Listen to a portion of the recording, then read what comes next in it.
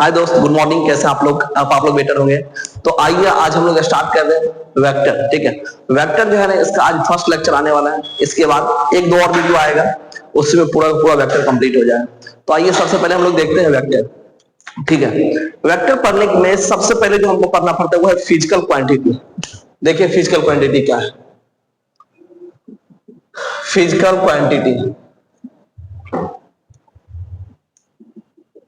Physical quantity क्या है सबसे पहले ये देखेंगे। देखिए फिजिक्स के अंदर जिस भी क्वांटिटी का हम डिस्कशन करते हैं उसको हम लोग फिजिकल क्वांटिटी बोलते हैं। जैसे फिजिक्स के अंदर जैसे आप वर्क निकालेंगे, आपको हम आगे चल के बोलेंगे वर्क कैलकुलेट करिए, हीट कैलकुलेट करिए, डिस्टेंस कैलकुलेट करिए, डिस्प्लेसमेंट कैलकुलेट करिए। तो जो भी कैलकुलेशन हम करेंगे, ठीक है, फिजिक्स में, उसी को हम लोग क्या बोलते हैं, फिजिकल क्वांटिटी। ठीक है, और फिजिकल क्वांटिटी का दो टाइप है। एक हम मानते हैं स्केलर और दूसरा मानते हैं वेक्टर। स्केलर देखिए क्या होगा, स्केलर, और दूसरा होगा वेक्टर। स्केलर जो है ना, सबसे फर्स्ट टर्म, इसमें सिर्फ और सिर्फ क्या होगा, मैग्नीट्यूड होगा। ठीक है, मैग्नीट्यूड होगा इसमें, बस मैग्नीट्यूड होगा इसमें। इसमें डायरेक्शन जैसा कोई चीज नहीं होता है। ठीक है, जबकि वेक्टर जो है इसमें सबसे फर्स्ट पॉइंट, इसमें मैग्नीट्यूड भी होगा, मैग्नीट्यूड होगा, साथ साथ डायरेक्शन होगा, डायरेक्शन होगा।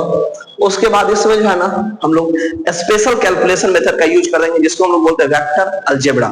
ठीक है, वेक्टर अलजेब्रा का यूज करेंगे। और इसके नेक्स्ट टर्म, जो इसके जो मैग्नीट्यूड का कैलकुलेशन होगा उसमें डायरेक्शन का रोल भी होता है। तो यहाँ पे तीन टर्म समझ में आ गया। फर्स्ट मैग्नीट्यूड होगा, दूसरा डायरेक्शन, और तीसरा इसमें वेक्टर अलजेब्रा का यूज करेंगे। ठीक है, समझ में आ गया। अब स्केलर जो है उसमें सिर्फ मैग्नीट्यूड होगा, इसमें डायरेक्शन जैसा कोई भी चीज नहीं होता। अब इसका कुछ एग्जांपल बताते हैं। जैसे देखिए डिस्टेंस, डिस्टेंस जो है ना, ये डिस्टेंस आपका कैसा है, स्केलर क्वांटिटी। इसमें स्पीड कैसा है, स्केलर क्वांटिटी है। ठीक है, वर्क कैसा है, स्केलर क्वांटिटी। आपको ये नहीं बोलेगा जो वर्क का जो है ना, आई कैप जे कैप डायरेक्शन निकालिए कैसा होगा। वेक्टर के एग्जांपल में आ गया डिस्प्लेसमेंट, डिस्प्लेसमेंट आ गया, वेलोसिटी आ गया, वेलोसिटी हो गया, एक्सीलरेशन हो गया, उसके बाद एक्सीलरेशन हो गया। एक्सीलरेशन के बाद नेक्स्ट टर्म आ गया इसमें फोर्स आ गया। ये सब जो है ना, ये वेक्टर क्वांटिटी है, और ये सब कैसा क्वांटिटी है, स्केलर क्वांटिटी है। तो जब भी आपसे बोला जाए वेक्टर क्वांटिटी, तो वेक्टर क्वांटिटी ऐसे क्वांटिटी को बोलते हैं, ठीक है, जिसमें मैग्नीट्यूड भी हो, डायरेक्शन भी हो, और कैलकुलेशन के लिए वेक्टर अलजेब्रा का रूल फॉलो करे, उसी को हम क्या बोलते हैं, वेक्टर। समझ में आ गया। स्केलर, स्केलर में क्या था, सिर्फ मैग्नीट्यूड। वेक्टर में मैग्नीट्यूड, डायरेक्शन, उसके साथ साथ स्पेशल मेथड ऑफ कैलकुलेशन है वेक्टर अलजेब्रा। क्लियर है। अब हम लोग समझते हैं नोटेशन ऑफ वेक्टर। वेक्टर को कैसे नोट करेंगे, रिप्रेजेंट करेंगे कैसे। देखिए next point, notation of vector.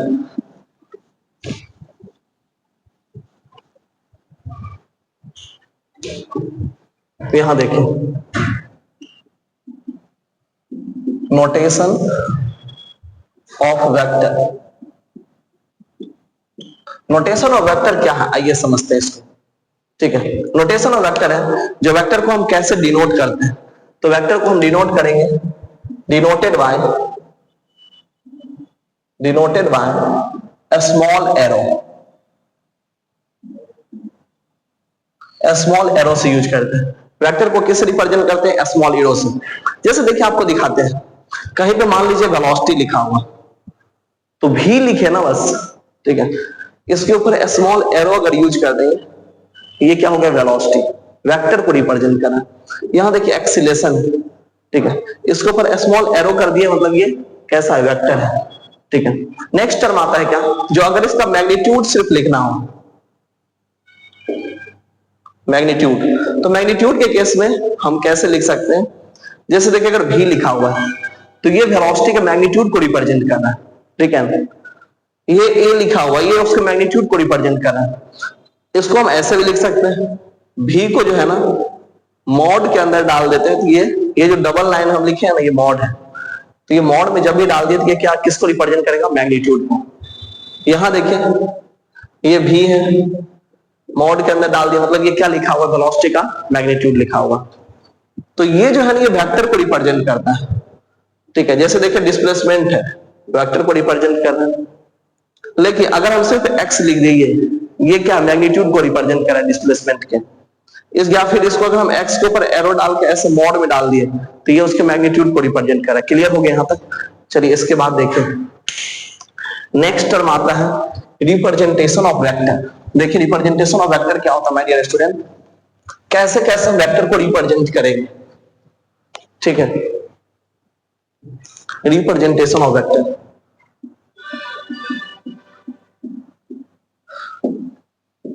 Representation of vector,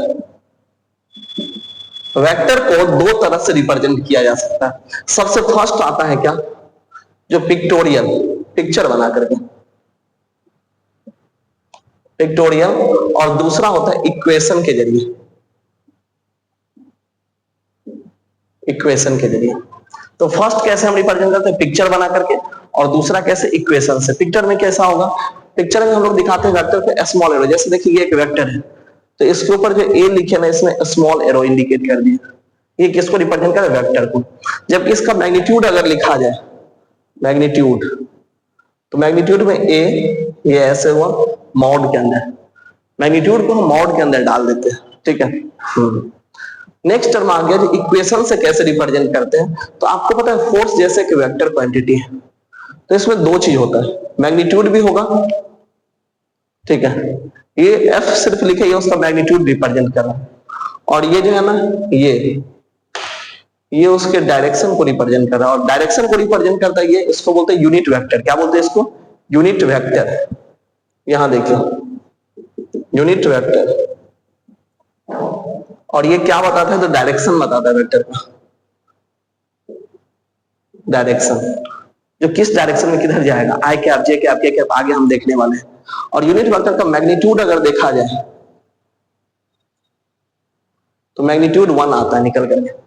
समझ में आ गया my dear student? Next term देखे बताते हैं आपको, जो अगर जैसे मान लीजिए एक वेक्टर है, फोर्स इक्वल टू दिया गया है, फोर्स वेक्टर इक्वल टू, या फिर इसको अगर आप चाहे तो ऐसे भी लिख सकते हैं, ये पता है ना आपको, force vector equal to F, जो यहां लिखे ये मैग्नीट्यूड को रिप्रेजेंट कर रहा है।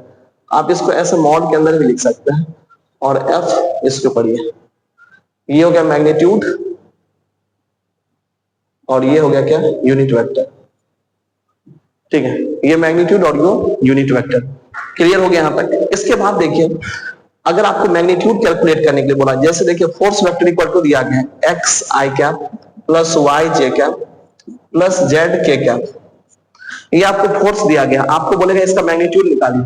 मैग्नीट्यूड के लिए आपको क्या करना पड़ेगा, रूट अंडर फोर्स का मैग्नीट्यूड निकालने आप, ये x है ना इसका स्क्वायर कर दीजिए, प्लस y है इसका स्क्वायर कर दीजिए, और z है इसका स्क्वायर कर दीजिए। अब ये क्यों बोले आपको ऐसे स्क्वायर कर दीजिए रूट के अंदर, ये भी हम आगे बताएंगे, ठीक है। आपको बस पेशेंस होकर के रखना है, जो जब भी मैग्नीट्यूड कैलकुलेट करने के लिए बोलेंगे तो कुछ ऐसा ही करना है, आ जाएगा आपका मैग्नीट्यूड निकल करके, ठीक है। और यूनिट वेक्टर का मैग्नीट्यूड कितना होता है, 1 है।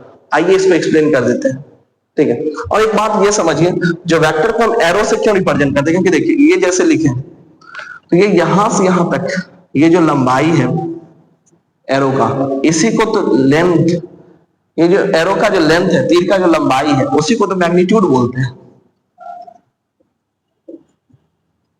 देखिए जैसे यहां से यहां तक लेंथ अगर 10 है तो ये 10 क्या है, ये 10 मैग्नीट्यूड है, ठीक है। 10 मीटर या सेंटीमीटर जो भी है वो उसका मैग्नीट्यूड है।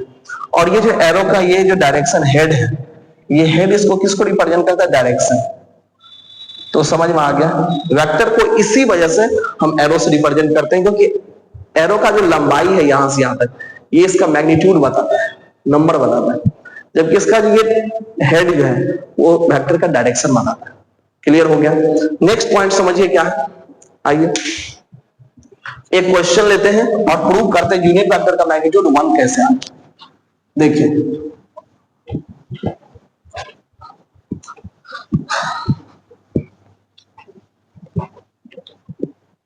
माय डियर स्टूडेंट, आपको एक फोर्स का वैल्यू दिया गया है कितना, 3i plus 4j।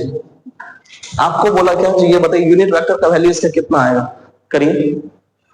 Force equal to आपको बताया है फोर्स का मैग्नीट्यूड और फोर्स का डायरेक्शन, ये डायरेक्शन यूनिट वेक्टर है, तो ये अगर निकालना है तो इसको नीचे भेजना पड़ेगा, भेजिए फोर्स वेक्टर बाय फोर्स का मैग्नीट्यूड इक्वल टू क्या आ गया, फोर्स का यूनिट वेक्टर, ये फॉर्मूला है।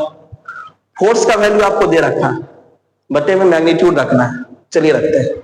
फोर्स के जगह पे क्या रखेंगे, 3i cap plus 4j cap, ये तो फोर्स के जगह पे हम फोर्स रख दिए, ये वेक्टर हो गया। अब इसका मैग्नीट्यूड लिखा है, मैग्नीट्यूड के लिए रूट के अंदर क्या करना है, स्क्वायर करना है, तो 3 का स्क्वायर कितना होगा, प्लस 4 का स्क्वायर कितना होगा, देखिए 3i cap plus 4j cap by root अंदर कितना हो गया, 9 प्लस 16, 3 3 9 4 4 16, कितना आ गया 3i प्लस 4j बाय कितना हो गया, रूट अंदर 25, और ये 5 निकल के आ जाएगा, तो ये आ गया आपको यूनिट वेक्टर कितना, फोर्स का 3i cap by 5 plus 4j cap bye 5, ये आपका यूनिट वेक्टर आ गया।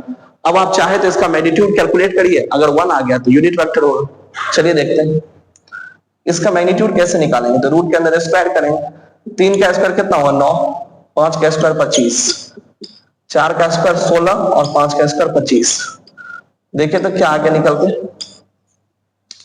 16 और 9 25, नीचे में कितना 25, 25 और 25 का आगे कितना है 1, जब भी इसका आंसर 1 आ गया इसका मतलब इसका यूनिट वेक्टर कितना होगा, 1 होगा। प्रूव हो गया ना। एक और भी क्वेश्चन करवा देते हैं, जैसे देखिए आपको क्वेश्चन हम ले रहे हैं force equal to 3i plus 4j minus k, चलिए प्रूव करिए यूनिट वेक्टर है कि नहीं है, और इसका वैल्यू कैसे 1 आता है, आइए करके दिखाते हैं। एकदम सिंपल है ये सब, कहीं से भी कोई डिफिकल्ट नहीं है, तो ट्राई करेंगे एकदम इजी वे में हो जाए। देखिए फोर्स के जगह पे फोर्स रखेंगे बट इसका मैग्नीट्यूड रखेंगे, तभी तो निकल के आता है फोर्स का यूनिट वेक्टर। रखिए फोर्स के जगह पे कितना है 3i cap plus 4j cap minus k cap by, इसका मैग्नीट्यूड निकालना है, रूट के अंदर स्क्वायर करना है, 3 का स्क्वायर 9, 4 का स्क्वायर 16 और 1 है तो प्लस माइनस 1 का स्क्वायर, ठीक है। तो देखिए यहां से क्या निकल के आ गया 3i cap plus 4j cap minus k cap by 16 और 9 25 और 1 26, रूट अंदर 26 आ गया। ये आपका फोर्स का यूनिट वेक्टर निकल के आ गया। अब अगर आपका मन करे तो इसका मैग्नीट्यूड निकाल के देखिए 1 आता है कि नहीं आता, तो चलिए इसका मैग्नीट्यूड निकालते। 3 का स्क्वायर कितना आएगा 9 बाय 26, 4 का स्क्वायर कितना आएगा 16 बाय 26, और माइनस जो है ना ये तो प्लस हो जाएगा स्क्वायर होने का 1 बाय 26, देखिए कितना निकल के आ गया, ऊपर में 16 ना 25 है 26, नीचे भी क्या है 26 मतलब 26, 26 करके 1 आ गया। ये कैसा वेक्टर है, यूनिट वेक्टर है। प्रूव हो गया यहां तक। इसके बाद हम लोग देखने जा रहे हैं नल वेक्टर। नल वेक्टर वो वेक्टर होता है, नल वेक्टर वो वेक्टर जिसका मैग्नीट्यूड 0, क्या होगा मैग्नीट्यूड 0, मैग्नीट्यूड अगर कैलकुलेट किया 0 आ गया मतलब वो कैसा वेक्टर है, नल वेक्टर। इसके बाद टर्म आ गया इक्वल वेक्टर। देखिए इक्वल वेक्टर क्या, इक्वल वेक्टर होता है क्या, आइए इक्वल वेक्टर, इक्वल वेक्टर देखिए जैसे आपके सामने हम दिखा रहे हैं, ये एक वेक्टर है ए वेक्टर, ये दूसरा वेक्टर है बी वेक्टर। ये दोनों वेक्टर का अगर मैग्नीट्यूड भी सेम है, देखिए लंबाई यहां से यहां तक सेम है ना ए और बी दोनों का, तो इसका मतलब इसका मैग्नीट्यूड क्या है, इक्वल है। तो मैग्नीट्यूड भी इक्वल हो और साथ साथ डायरेक्शन भी इक्वल होता है। डायरेक्शन को तो कैप से दिखाते हैं, A cap equal to be का कैप। मैग्नीट्यूड के साथ साथ अगर डायरेक्शन भी इक्वल हो किसी दो वेक्टर का तो उसको हम बोलते हैं इक्वल वेक्टर, ठीक है। देखिए मैग्नीट्यूड भी इक्वल है और डायरेक्शन भी इक्वल है, देख रहे हैं इधर ही डायरेक्शन है इधर ही डायरेक्शन है, और दोनों का लेंथ यहां से यहां तक दोनों क्या है सेम, मतलब मैग्नीट्यूड भी क्या है सेम, मैग्नीट्यूड क्या है सेम। क्लियर हो गया। नेक्स्ट टर्म आता है opposite vector. Opposite vector, opposite vector में क्या है देखिए बताते हैं। इधर से इधर जैसे ये ए वेक्टर हुआ और इधर से इधर ये क्या है बी वेक्टर, तो देखिए लंबाई तो यहां से यहां तक सेम है दोनों में, मतलब मैग्नीट्यूड दोनों में सेम है, लेकिन डायरेक्शन क्या अपोजिट है। तो ए वेक्टर का मैग्नीट्यूड इक्वल है किसके, बी वेक्टर के मैग्नीट्यूड के, लेकिन डायरेक्शन उल्टा है। तो ए वेक्टर का यूनिट वेक्टर होगा ये माइनस है बी वेक्टर, तो इस वेक्टर को हम कैसा बोल देते हैं निगेटिव वेक्टर है ये। कैसा वेक्टर हो गया, निगेटिव। इसके बाद आ गया क्या, निगेटिव या अपोजिट वेक्टर, उसी का नाम है, ठीक है। नेक्स्ट टर्म आता है क्या, एक्सिस। समझिए एक्सिस कौन कौन सा है।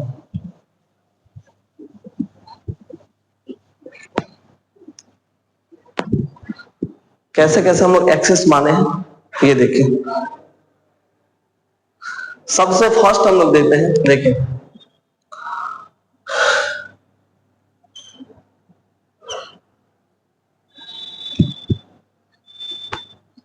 एक होता है आई,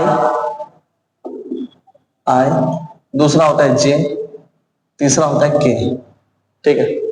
इस आई हम किधर लेते हैं, प्लस एक्स एक्सिस की तरफ। वाई कैसे लेते हैं, ये जे कैसे लेते हैं, वाई एक्सिस की तरफ प्लस, और के कब लेते हैं, जेड एक्सिस की तरफ, ठीक है प्लस। ये एक्सिस है, ये भी एक्सिस है, एक्सिस का है ये सब। अब इसके ठीक अपोजिट भी होता है, माइनस एक्स एक्सिस भी होगा, minus X axis, minus Y axis, minus Z axis. Clear हो गया। तो आई जे और के, आई लेंगे एक्स की तरफ, जे लेंगे वाई की तरफ, और जेड लेंगे के की तरफ। आइए ना आपको दिखाता हूं। देखिए ये कैसा होगा, ये एक्स एक्सिस हुआ, ये कैसा हुआ वाई एक्सिस, और ये कैसा हुआ जेड एक्सिस। आई की तरफ क्या लेंगे, मतलब एक्स की तरफ क्या लेंगे आई कैप, वाई की तरफ क्या लेंगे जे कैप, और जेड की तरफ क्या लेंगे के कैप। समझ में आ गया मेरे स्टूडेंट। एक्स एक्सिस की तरफ आई कैप, वाई एक्सिस की तरफ जे कैप, और जेड एक्सिस की तरफ के कैप, ठीक है। अब आपको पोजीशन वेक्टर बताते हैं। जैसे मान लीजिए आपको बोलेगा जो आप पोजीशन वेक्टर बताइए, कोऑर्डिनेट आपको दिया गया, जैसे देखिए यहाँ का दिया गया कोऑर्डिनेट 3, 2, 5। 3 पता है ना, ये एक्स एक्सिस को बताता है, ये वाई एक्सिस को, और ये जेड एक्सिस को। पोजीशन वेक्टर बताइए क्या हुआ। तो यहां से यहां तक अगर पोजीशन वेक्टर देखेंगे ना, तो क्या लिखा गया, यहाँ का तो कोऑर्डिनेट क्या है 0, 0, 0, ठीक है। तो चलिए 3 एक्स एक्सिस में है तो आई कैप, 2 वाई एक्सिस में है तो 2 जे कैप, और 5 जो है ना ये जेड एक्सिस में है तो 5 के कैप। ये पोजीशन वेक्टर आ गया इसमें। समझ में आ गया माय डियर स्टूडेंट। चलिए इसके बाद हम लोग देखते हैं resolution of vector. Resolution of vector क्या है, कैसे कैसे रिजॉल्व होता है। देखिए एक्सेस क्लियर हो गया, ठीक है। ऐसे ही मान लीजिए यहां पे, अब हम लोग चलते हैं रिजोल्यूशन ऑफ वेक्टर पे।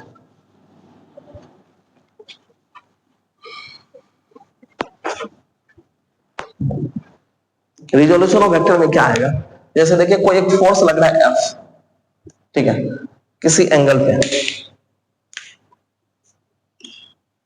इधर की तरफ ये एंगल है थीटा।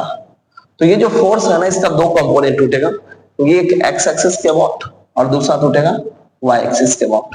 तो एक्स एक्सिस की तरफ जो टूटा है इसको एफ एक्स बोल दिए, ठीक है एफ एक्स, और वाई एक्सिस की तरफ जो टूटेगा उसको एफ वाई बोलते हैं।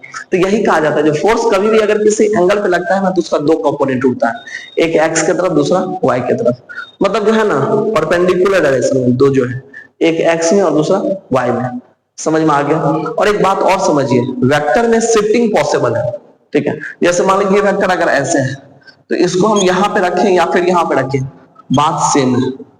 बशर्ते हमको एक बात याद रखना है, जो वेक्टर का लेंथ जो है मैग्नीट्यूड वो चेंज नहीं होना चाहिए, और ये जो डायरेक्शन है वो चेंज नहीं होना चाहिए। समझे कि नहीं। तो ये शिफ्टिंग पॉसिबल है, लेकिन अगर मान लीजिए वेक्टर को ऐसे पलटना चाहे संभव नहीं है। वेक्टर में शिफ्टिंग तभी बस पॉसिबल है जब उसका मैग्नीट्यूड भी इक्वल हो और डायरेक्शन भी क्या हो, इक्वल हो। समझ में आ गया सबको। नेक्स्ट हम समझिए आपको बताते हैं।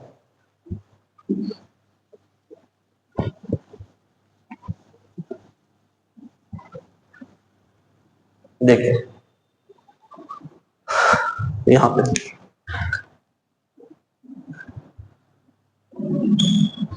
ये हो गया क्या एफ वाई, ये हो गया एफ एक्स, इधर की तरफ ये हो गया एफ, यहां एफ।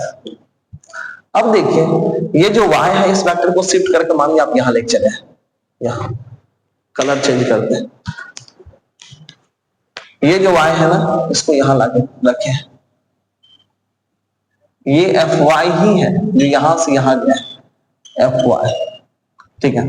अब देखिए थीटा अगर देखा है यहां से तो कॉस थीटा इक्वल टू क्या निकल करके आता है, B by H, base by hypotenuse, और इस केस में बेस क्या है एफ एक्स, तो एफ एक्स और हाइपोटेनस क्या है एफ, तो कॉस थीटा इक्वल टू क्या आया F X by F, F X equal to क्या होगा, ये तो इधर चले जाएगा, तो F cos theta equal to आ जाएगा एफ एक्स, ठीक है। मतलब इधर का जो कंपोनेंट हम लोग लेंगे वो आ जाएगा एफ कॉस थीटा, देखिए यहां पे साबित कर दिया जो F x F cos theta के बराबर है। यही अगर आपसे ऊपर वाला कंपोनेंट पूछा जाएगा तो क्या करेंगे, चलिए ऐसे केस में साइन थीटा लिखिए, साइन थीटा इक्वल टू क्या होता है P by H, perpendicular by hypotenuse, perpendicular क्या है एफ वाई बाय हाइपोटेनस में क्या है एफ, यहां से अगर एफ वाई निकालना हो तो sine theta equal to F Y by F, ये एफ इधर चले जाएंगे तो F sine theta equal to F Y, ये निकल करके आगे आपका मतलब y एक्सिस पे जो कंपोनेंट दिखाता है ना जब भी, तो वो क्या दिखाता है हम लोग एफ साइन थीटा लेते हैं, और यही से हम लोग एक कॉन्सेप्ट लेके आ गए जो जिधर के तरफ आपको एंगल दिया रहे, जैसे देखिए अगर इधर से एंगल दिया रहेगा तो ये होगा एफ कॉस थीटा, और उसके अपोजिट वाला क्या आता है एफ साइन थीटा। समझ में आ गया मेरे स्टूडेंट, तो यही सब टर्म हमको बताना था, और यही बात हम आपको बताएंगे जब हम डॉट प्रोडक्ट और क्रॉस प्रोडक्ट पढ़ाएंगे, ठीक है। तो चलिए आई होप आप लोग को यहां तक समझ में आ गया, तो ये वेक्टर जो है ना उसका पार्ट 1 था। आप लोग वीडियो को ज्यादा से ज्यादा शेयर कर दीजिए, चैनल को सब्सक्राइब कर दीजिए, मिलते हैं फिर अगले एपिसोड में, तब तक के लिए जय हिंद।